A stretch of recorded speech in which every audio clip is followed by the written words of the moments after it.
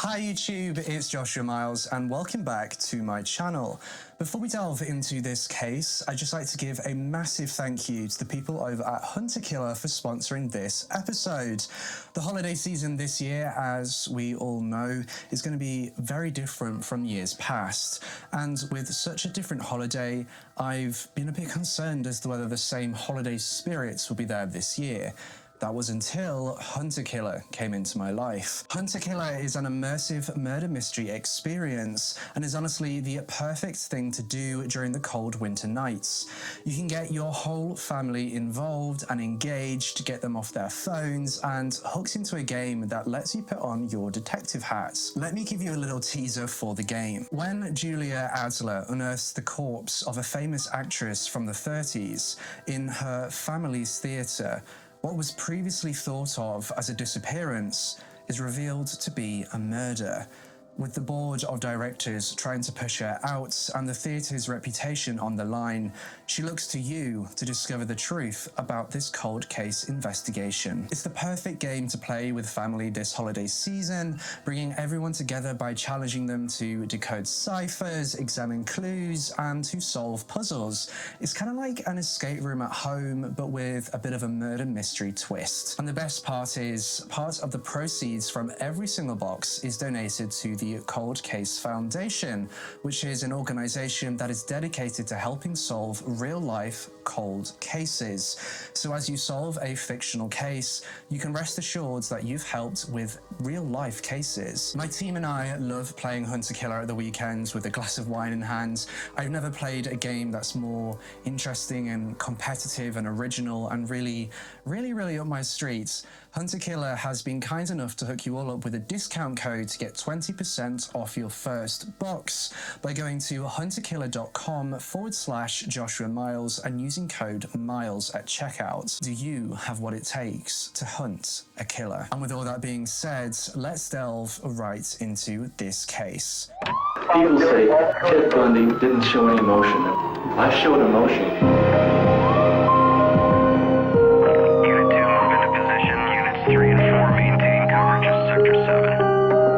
I'm not guilty.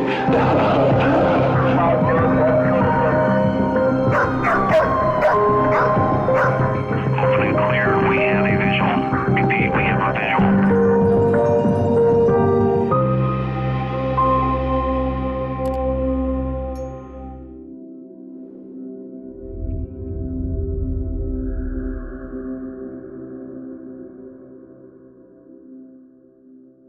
Wednesday, the 24th of July 2019, started out just as any other day for 15-year-old Alexandra Marchesanu. She got up, planned out her day while she ate her breakfast before heading off to school. Alexandra attended Mihai Viteazul High School in the nearby town of Caracal, which was only a short 10-minute drive away from her hometown of Dobroslovini. I'm not entirely sure how you pronounce this. This episode is going to have a lot of Romanian words in it, so I really do apologize for my pronunciation in this episode. I've tried my hardest, but I don't know Romanian too well. Dobroslovini is a small town in the Olt region of southern Romania with a population of around 3,700 people. The drive to school normally consisted of a school-provided taxi which would pick up students and then take them to the school at the start of the day and drop the students off in the surrounding villages after school had finished, kind of like a school bus. I think it was more of a minibus than a taxi kind of situation, but I'm unsure.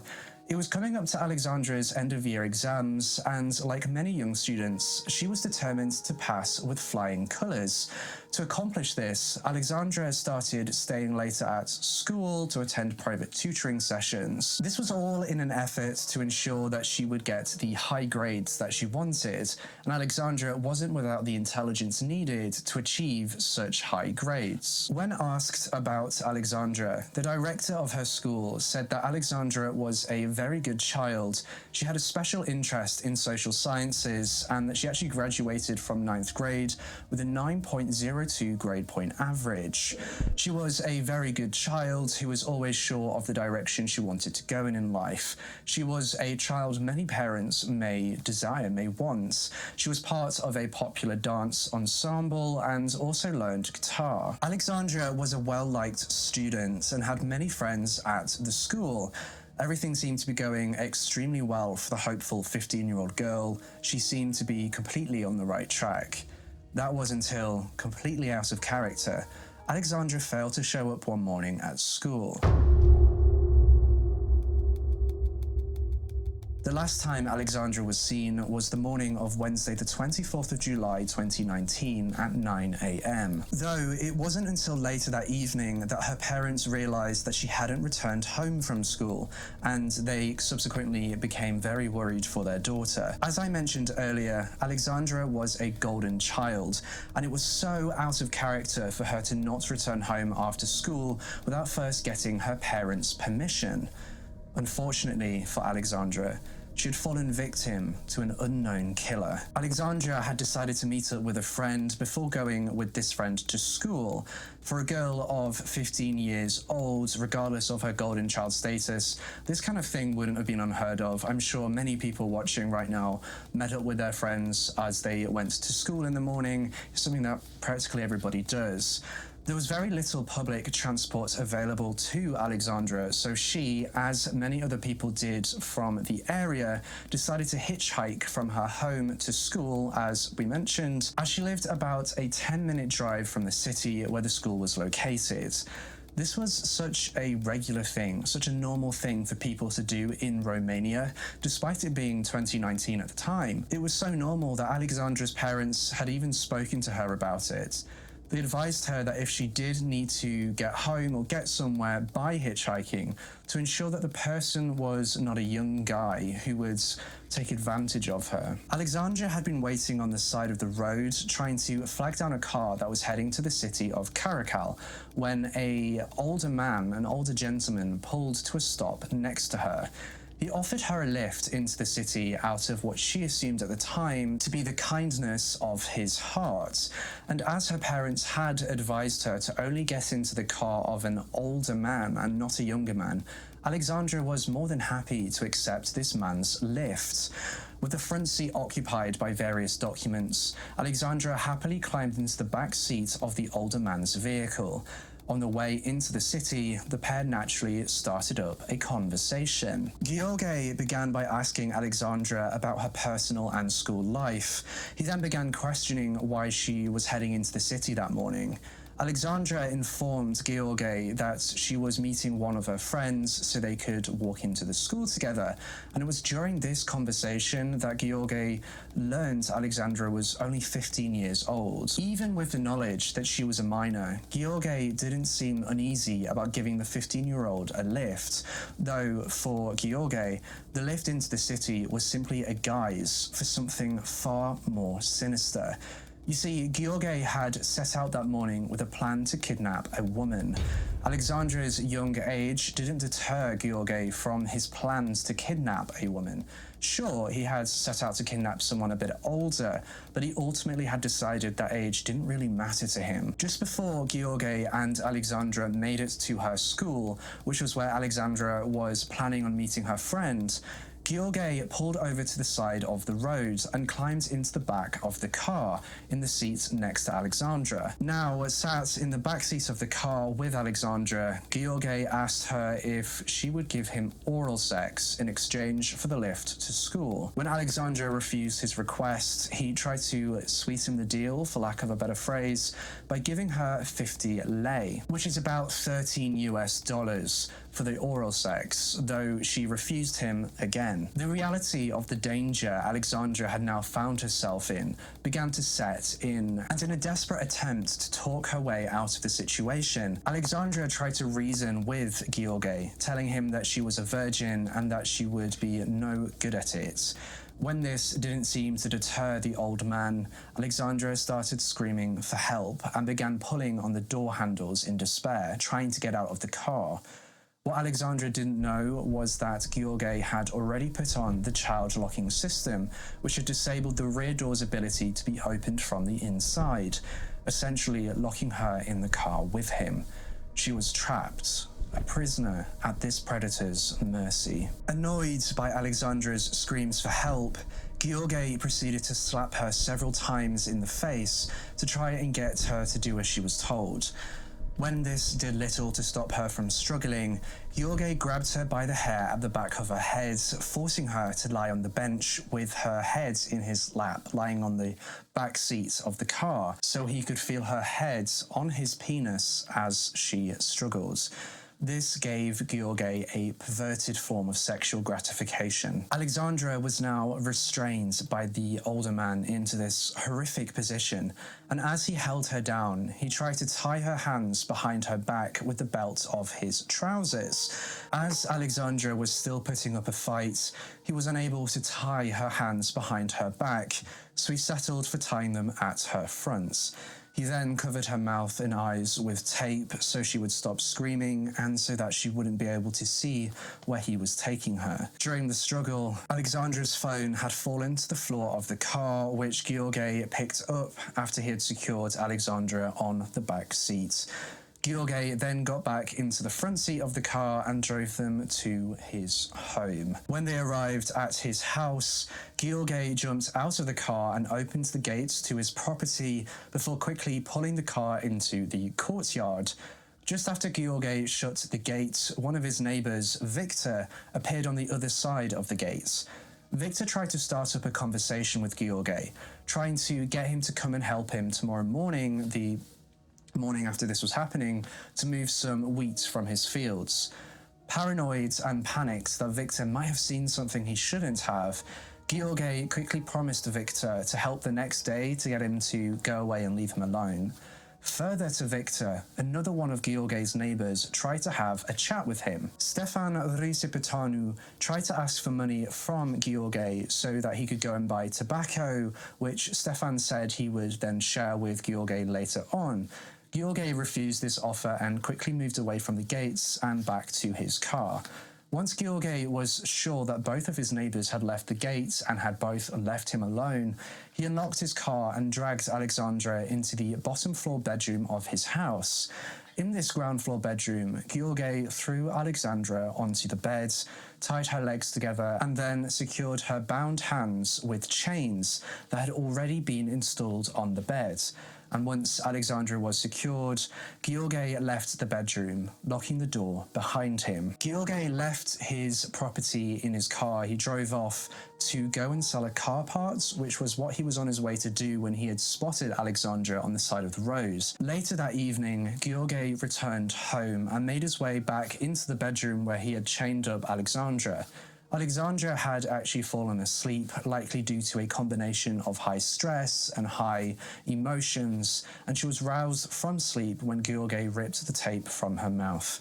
Alexandra immediately started begging for him to let her go, as her parents would be very, very worried about her. Now, as she still had tape covering her eyes, she didn't know that the person who was untying her was the same man that had kidnapped her. Gheorghe then began an attack of rape and sexual assaults on the 15-year-old girl. After forcing Alexandra to give him oral sex, with every refusal earning her a harsh beating, Gheorghe tied Alexandra back up and covered her in a blanket before joining her on the bed and falling asleep, cradling her to him. The next morning, on the 25th of July 2019, Gheorghe awoke early to tend to the animals outside before returning to the bedroom. Once back in the bedroom, he woke Alexandra up, who started complaining about feeling sick, telling him that she had a headache and stomach pains. She told Gheorghe that she had vital medicine back home that she needed to take, and that he should release her so that she could go and take this medication.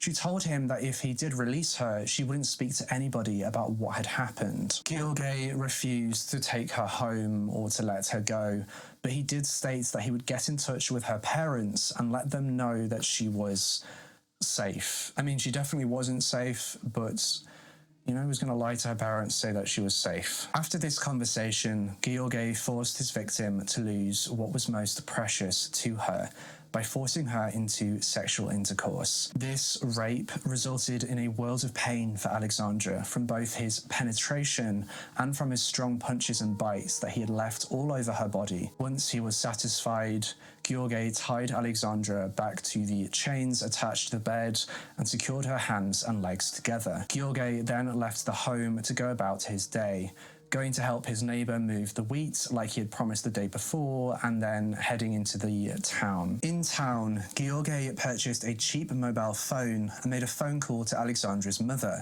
When her mother answered the phone, Gheorghe told her that he was her new son-in-law, and he and Alexandra, his new wife, were happily married and were now moving to work in Belgium. Gheorghe quickly hung up the phone before Alexandra's mother could respond, before throwing the mobile phone away. And it was during that morning of Thursday the 25th of July, while Gheorghe was out of the house, that Alexandra would be heard from for the first time since her disappearance, and also for the last time. While Gheorghe was out of the house, Alexandra managed to untie the chains that were securing her to the bed. This allowed her to maneuver her body around enough to remove the bindings from her head, legs, mouth and eyes. Finally being able to see and move around the small bedroom she was in, she was able to find a phone and made a desperate attempt to save herself. She made 3 different calls to the 112 emergency services number, the emergency services number in Romania, I think 999 or 911. Between 11:03 p.m. and 11:12 p.m. that evening, Alexandra told the dispatcher on the phone that she had been abducted and was now trapped in a building in Caracal where she had been raped. The emergency services dispatcher who answered her call unfortunately didn't believe that her calls were real and assumed that they were prank calls, dismissing her pretty quickly. It's important to note that the emergency services dispatcher is also the local police. They are police officers that answer these calls. Now, on these calls, you can hear how scared and how stressed she was. Let's take a listen. Ce urgență aveți? Alo? Bună ziua! Bună ziua! Vreau și în legătură cu poliția. Da. Ce s-a întâmplat? Doamnă, Nu vă numiți. sunt domnișoara, am 15 ani și ieri am fost sechestrată de către un domn. Cum te cheamă? Mă cheamă Alexandra, vă rog veniți repede, nu știu unde sunt. Cum adică nu știi unde ești? În ce localitate te afli? În Caracal, m-a dus în Caracal, dar nu știu unde exact. Păi dă-mi un punct de reper unde te afli în Caracal. Cum crezi că te găsim? Alo? Da, stați, nu plecați, vă rog. Ai fost violată? Da, am fost violată. Da, rămâi la telefon, dar încearcă să dai un punct de reper ca să știm exact ce... A venit, veniți repede, vă rog.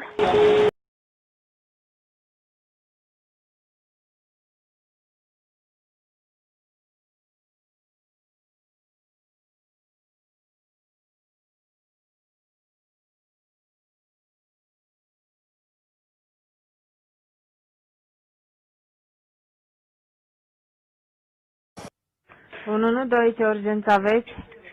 Soția sunt. Unde ești în Caracal? Nu, am trecut, când am văzut prima dată, m-a legat la ochi, eram pe lângă dig. Pe domnul îl cheamă Popescu Lucian Gabriel. Lângă dig, Popescu Lucian. Păi și acum pe unde ești? Te poți uita? Nu pot, sunt închisă într-o cameră, văd decât o poartă. Ia, uită-te pe... Și dar de unde îl cunoști tu pe el? Ia spune. Știți, să vă spun, ieri am ieșit la ocazie ca să mă duc până în oraș. Și dumnealui m-a luat la ocazie, a închis mașina și m-am închis acolo. După aia a zis să mă ducă la el. Te-a luat la ocazie? Numărul de la mașină? Da. Mai ții minte ceva din numărul de la mașină? Nu. Ce mașină, ce culoare, măcar ce mari? Mașina era gri și avea boturile torțite. Cu bot turtit? Da. Atât ai reținut tu. Și acum Da. ești închisă, ai trecut pe lângă dig?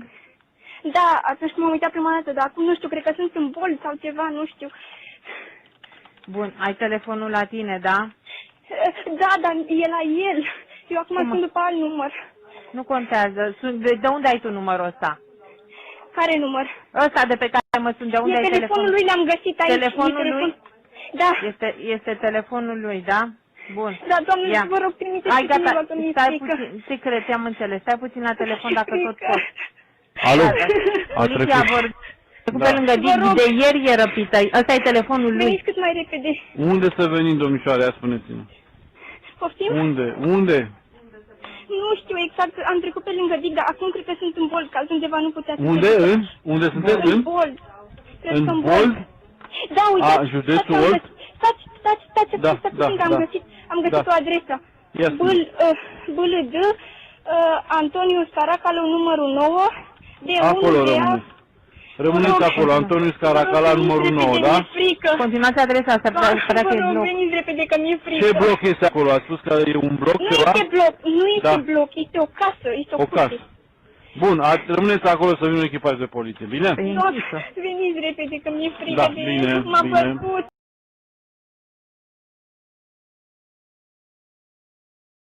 Nu, doi, ce urgență aveți? Doamna a trimis pe cineva, că cred că se întoarce și mi-e frică că mă bate. Da, ai vorbit cu poliția, da? Da, cu dumneavoastră, da. Ce ți-a zis poliția? Mi-a zis că o să trimite un echipaj, dar vă Alo. rog mai repede și... Poliția Da, a revenit fapt. Da. Spuneți, doamne. Da. vă rog, ați trimis pe cineva aici? Am trimis, rămâneți acolo, că în 2 minute n-are cum să zboară, măi, domnișoare. Stați acolo, da? Vor veni Credeți-mă că echipajul. mi-e frică. Păi de cine vă este frică? Alo, de cine vă este frică? De el m-a bătut. De el, cine este persoana? Îl cheamă Lucian, Popescu Lucian, Gabriel. Popescu Lucian. Și unde stă acolo? Am zis că Bold, Antonio Scaracalo, numărul 9. Acolo la numărul 9 stă Popescu ăsta Lucian? Nu știu, am găsit doar o carte de vizită și mă gândeam că poate e a lui. Păi cartea de vizită e a lui? Nu știu. Nu știu nici asta. Bine, așteptați acum. Așteptați acolo, va veni cu echipajul în 2-3 minute, așteptați. Vă rog, Da? stați cu mine la telefon, că nu mi-este frică. Nu pot să stau în telefon, domnișoară, că avem și alte apeluri. Rămâneți acolo, vine echipajul de poliție, negreșit va veni, da? 2-3 minute, ce naiba? Da? Bine. Stați liniștită, calmați-vă un pic, da? Mi-e frică. Încercați să vă calmați, păi... Da, calmați-vă și va veni echipajul, e pe drum. Bine.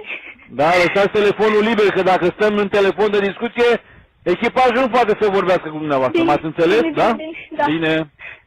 Bună ziua. Unfortunately, these are the last known moments and words that Alexandra spoke. Her last moments were that of a scared child who just needed help. Even after being pushed aside, Alexandra still remained polite, wishing the dispatcher on the phone a good day before they hung up on her for the third and final time.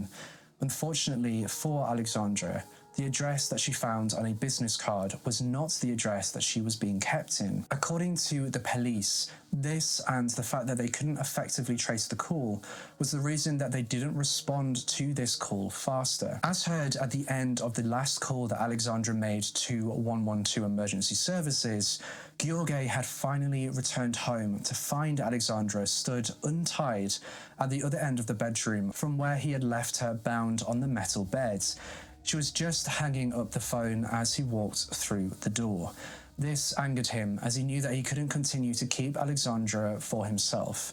Knowing that he was likely to be arrested soon, Gheorghe grew angry. He began again to hit Alexandra. She sustained multiple traumas to her head and torso. To ensure that she would stop struggling, he smashed her head into the cement floor before proceeding to climb on top of her to continue the attack. With Alexandra now being too weak to struggle due to the severity of the injuries that she had sustained, he grabbed her by the throat and strangled her until the light faded from her eyes. After Alexandra had died, Gheorghe carried her body out into the garden, covered in a blanket. It was 19 hours after the murder, on Thursday the 25th of July 2019, that the police finally arrived at the correct address. Even though the police had arrived at the correct address, it still took them another few hours to actually enter the property, as they had to wait on a search warrant. Now, shockingly, this search warrant wasn't actually legally necessary, legally required for them to enter the home in Romania, and was just another way in which the police failed to save this innocent girl. Gheorghe Dinka was arrested on the 26th of July 2019 for the murder of Alexandra Mecișanu. The emergency services calls were released to the public through social media by Alexandra's uncle. He obtained the details of his niece's calls from the Special Telecommunications Unit in charge of directing emergency calls. He believes that the public needed to hear how the Romanian police failed to save his innocent niece due to their incompetence. As you heard in the calls, Alexandra was scared for her life, which anyone would be regardless of age or gender, after being kidnapped, locked in a room and raped by a man who you believed would just drop you off in the city so you can meet up with a friend. Alexandra's parents believed that part of the reason she chose to get into Gheorghe's car was the fact that he seemed like an innocent old man who was helping her from the kindness of his heart. But behind the kind smiles and wrinkles was a man who you would never want to be left alone with. So who was Gheorghe Dinka? Gheorghe Dinka was a 65-year-old retired mechanic who lived alone in his rundown family home in Caracal that his parents had left for him in their will. He had inherited it. He had previously lived in Vicenza, Italy with his family, but after an injury left him unable to continue his job, he returned to his home country without the rest of his family. His wife, children and grandchildren continued to live in Italy without him, where they had a stable life, and they didn't want to uproot all of their lives and move to Romania, which would have been quite a counterintuitive change. His wife actually only visited him in Caracal for 1 month out of the year, usually around the holidays for a vacation. Gheorghe did admit that while his wife was away, he had several extramarital affairs. During one of the visits his wife made to Romania, Gheorghe actually smacked her while they were in a heated argument. He then locked her out of the house and proceeded to throw stones at her. His wife had to jump over the fence to escape, and she called her son to come pick her up. Even with all of this happening, Gheorghe's wife had downplayed her husband's abuse and briefly mentioned to her family and friends that this violence was just a phase and that she would ultimately go back to him. Gheorghe, on the other hand, stated that his wife had started to, quote, change due to her living apart from him, and he had actually intended to divorce her. Yet, when he was asked by a neighbour if his wife would be visiting again, he responded, quote, "Of course she is coming. No is not an option," which honestly is very controlling and very hypocritical in a way, because he wants to get a divorce from her, but she isn't allowed to leave him. It just goes to show his character and how abusive that is, and how emotionally abusive he was, and I guess physically abusive too. Unbeknownst to his family back in Italy, Gheorghe had been planning on changing up his lifestyle and moving away from the city. Since 2017, Gheorghe had been preparing to sell his inherited family home and find, quote, a woman close to his age with whom he could rebuild his life far from Caracal. He even went as far as posting a series of advertisements for his home alongside an advertisement to help him find a new woman.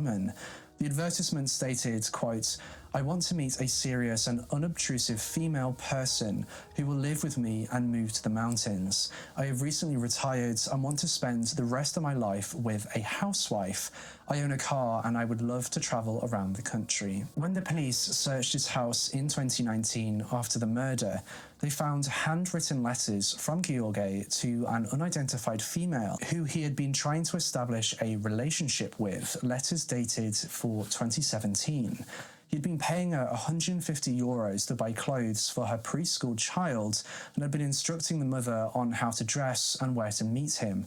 Obviously, this plan to move to the mountains with the perfect little housewife didn't work out, as he was still living alone in Caracal 2 years later in 2019. He was known as a man who liked to use physical violence to solve a problem. He constantly got into arguments that resulted in a punch-up between Gheorghe and another person. 7 months before Alexandra was taken, in April of 2019, another girl from the same area also went missing. Luisa Melencu was an 18-year-old student who lived with her grandparents in Radomia, a small town only a 15-minute drive away from the city of Caracal. At around 10:30 a.m. on Sunday the 14th of April 2019, Luisa left her home to head into the city of Caracal. She needed to go to the city to collect some money that her mother had sent her through the MoneyGram transfer system. You see, her mother was in London at the time and regularly sent money over to Luisa, so this was a normal occurrence for her, something she did all the time. Unfortunately, when Luisa arrived in the city, she discovered that the system wasn't in operation, so she wasn't able to withdraw the money like she wanted. After realizing that she had nothing else left to do in the city, Luisa called her grandfather to let him know what had happened. She told him that she couldn't get the money out and would try to find a way home. After talking to her grandfather, Louisa then called her mother while she made her way to a spot that was well known by most people in the area as a waiting point for hitchhikers. This was where many people went to catch a ride out of the city as, like I mentioned earlier, there was no reliable or regular public transport in the area. Louisa was seen on CCTV walking along the road on the phone before stopping at the hitchhiking point. This was where Gheorghe found her sat alone on the pavement. Gheorghe was driving back home after doing some shopping when he spotted Louisa on the side of the road. He offered to give her a ride home and opened the right back door of his car for her as his front seat was filled with various objects and his shopping. What Louisa didn't know at the time was that this was done on purpose so that she couldn't sit in the front seat of the car. Gheorghe had actually modified his car so there was no way that a person sat in the back seats could open the windows or doors. He did this by disengaging the electrical wiring to the buttons in the back seats so that those buttons were not functional, the buttons you'd usually use to open the windows. He also had the child's lock that the car was manufactured with turned on so that there was no way to open the back doors from the inside. Both of these aspects made it impossible for someone to leave the back seats of his car without him letting them out. Louisa entered the car on the preface that Gheorghe was willing to give her a lift back to her hometown. On the drive back towards Radomir, Gheorghe and Louisa enjoyed a casual conversation about Louisa's life and what she was doing in the city that day.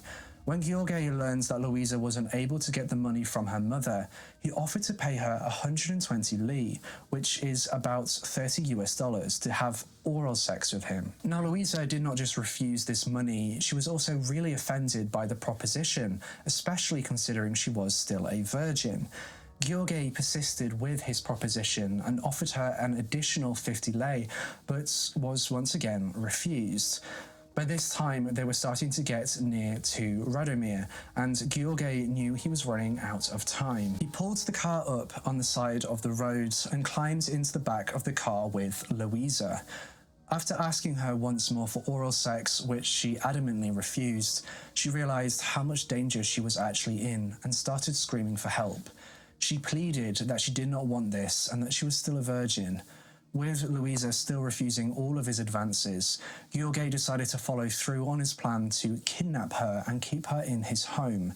He used his brute force and imposing nature to subdue her by slapping her across the face and pulling her hair. This made her stand hunched in the back of the car in front of him, which gave Gheorghe the perfect opportunity to use his belt to tie her arms behind her back. With Louisa unable to lash out at him, Gheorghe pushed her face down on the other seat in the back of the car and secured her to the car with the seatbelt. Through this struggle, Louisa's phone fell out of her pocket and landed at Gheorghe's feet, and as Louisa was unable to move, Gheorghe figured this was the best time for him to beat some submission into her. He punched, bit, and slapped her to ensure that she would remain still lying on the back seat. Once he was satisfied that she wouldn't try anything, he grabbed her phone off of the floor and made his way back into the front seat of the car. Gheorghe then started the drive back to his house, which was prepped for him by him to keep her captive as well as sexually exploit her in any way that he fancied. During this drive to his home, Gheorghe threw Louisa's phone out of the car and onto the side of the road to avoid any interruptions and to avoid being tracked. Once they arrived at Gheorghe's home, he pulled the car up outside his gates and left the car running while he ran around to open the gate. Gheorghe did this hurriedly to try and stop anyone around seeing what he was doing, but unfortunately his neighbour, Stefan Risipetanu, spotted him arriving home. Stefan was one of the only people that Gheorghe tolerated in the neighbourhood, and they would actually help each other out with various tasks if needed, such as sharing alcohol and tobacco. While Gheorghe drove the car through the gate, Stefan followed them through, as he wanted to ask Gheorghe for some tobacco. Gheorghe obviously panicked and got out of the car to meet Stefan before he could get to the car and see Louisa trapped inside.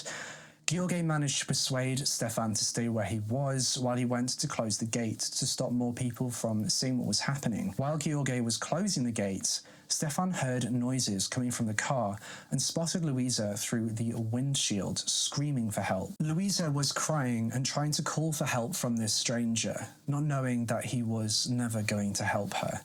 Once Gheorghe saw that Stefan had seen Louisa, he tried to explain that she was someone that he had arranged to have sex with. Either Stefan was easily fooled or that he just didn't care enough.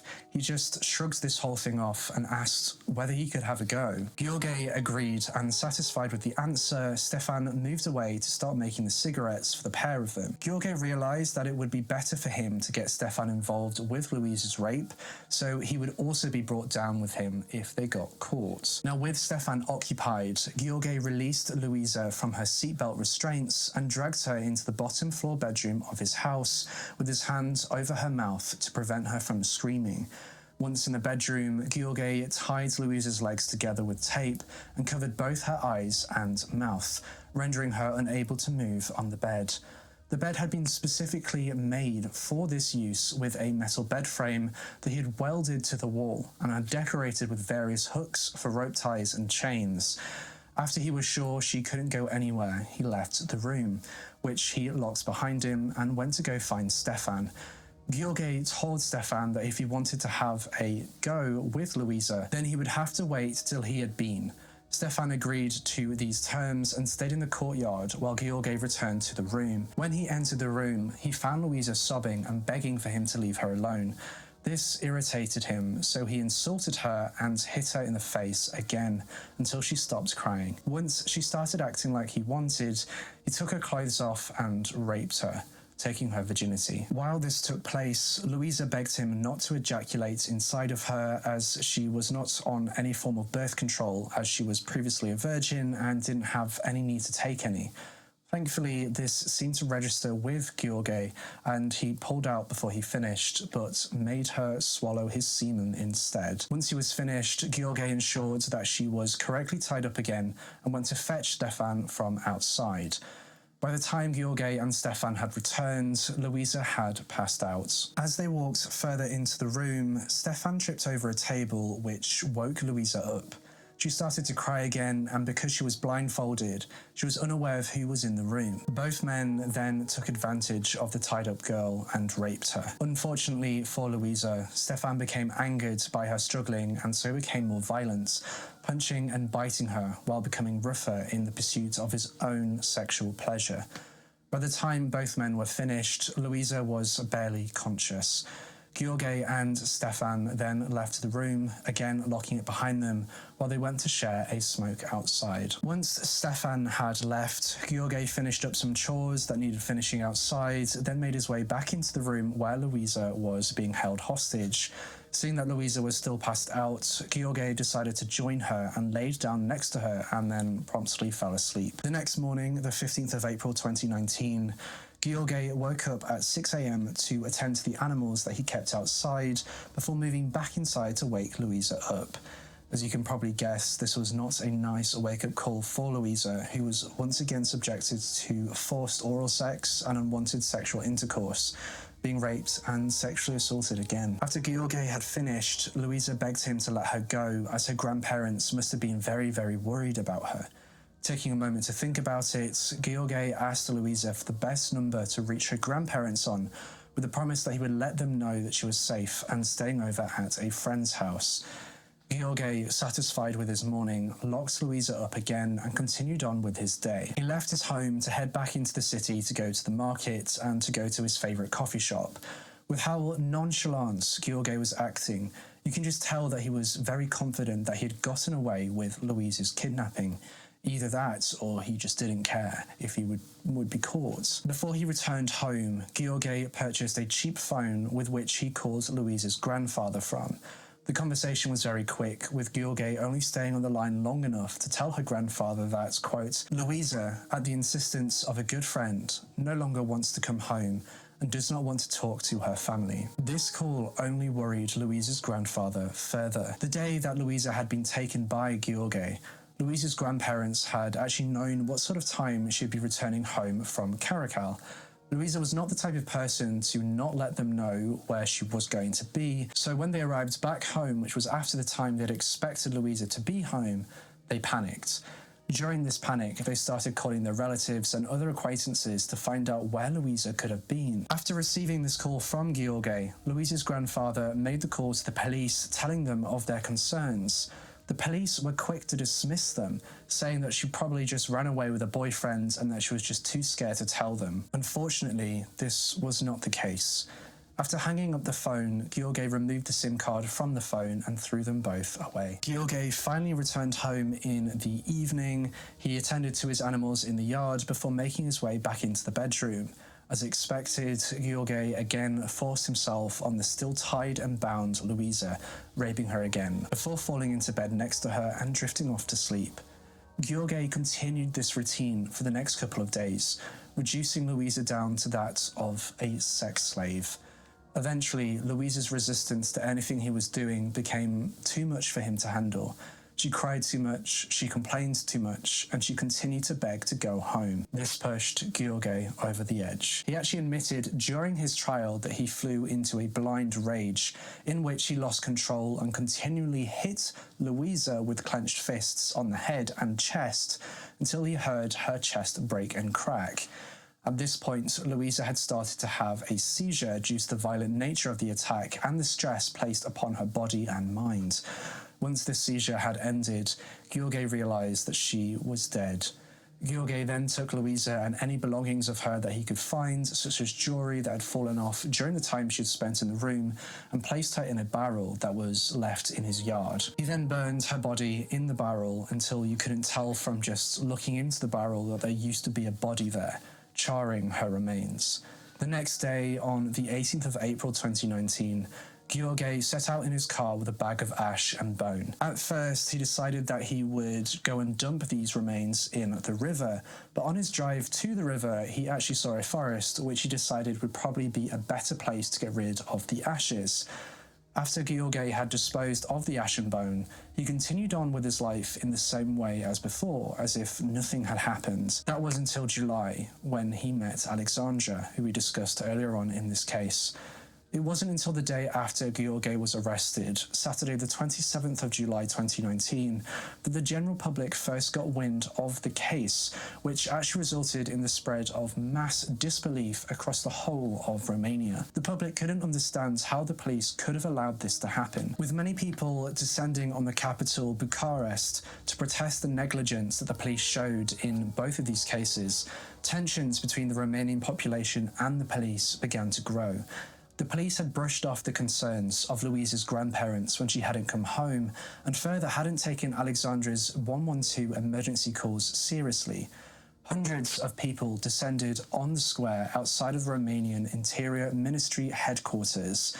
Every type of person you could think of turned out for this protest. Families, students, the elderly, and many of them left pairs of children's shoes in front of the building as a way to make a stand about the inadequacy of the police, paying tribute to the two murdered girls. Before the sad truth of Alexandra's death became public knowledge, the Romanian constitutional courts had been delaying various governmental reforms and legislation changes, delaying them over several months. Some of these legislative changes were to increase the penalties for people sentenced for crimes such as murder, rape, and crimes against children, or paedophilia. These changes didn't seem able to go through the courts and be passed until this mass increase in public awareness after this case. The public's pressure expediting the legislative changes. Many members of the public who turned out for the protests spoke out about how unsafe they felt in their own country because of some of the changes the government had previously made. These changes entailed reducing the number of patrolling police officers across the country. Most people at the protest were complaining about the weakening of the criminal justice system in their country and the sheer incompetence of their police force.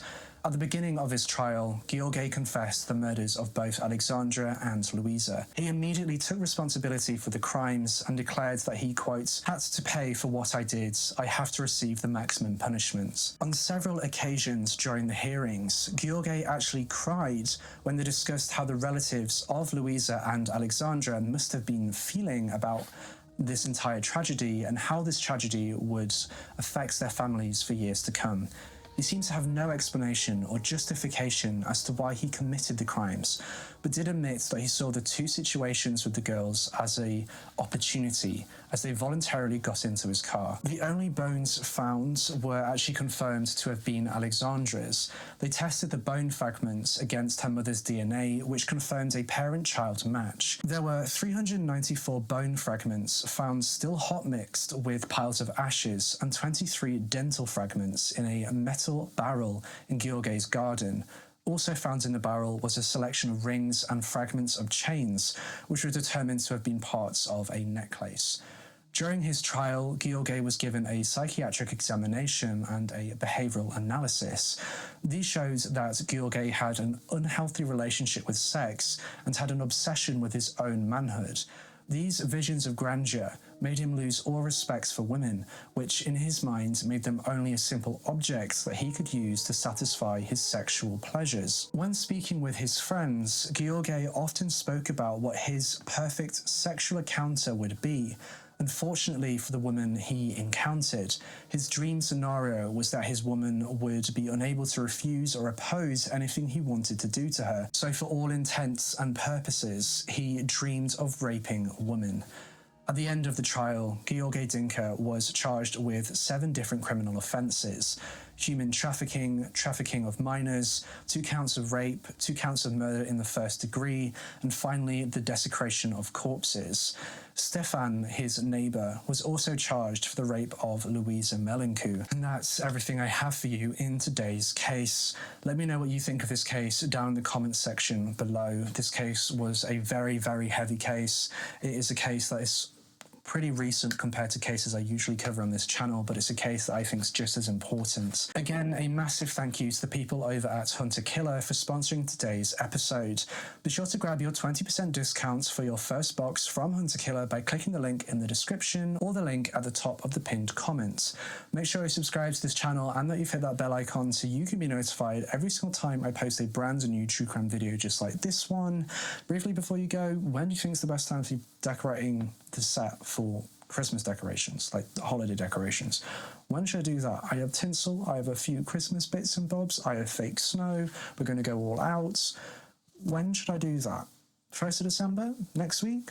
Let me know. And with all that being said, I'll see you in the next case.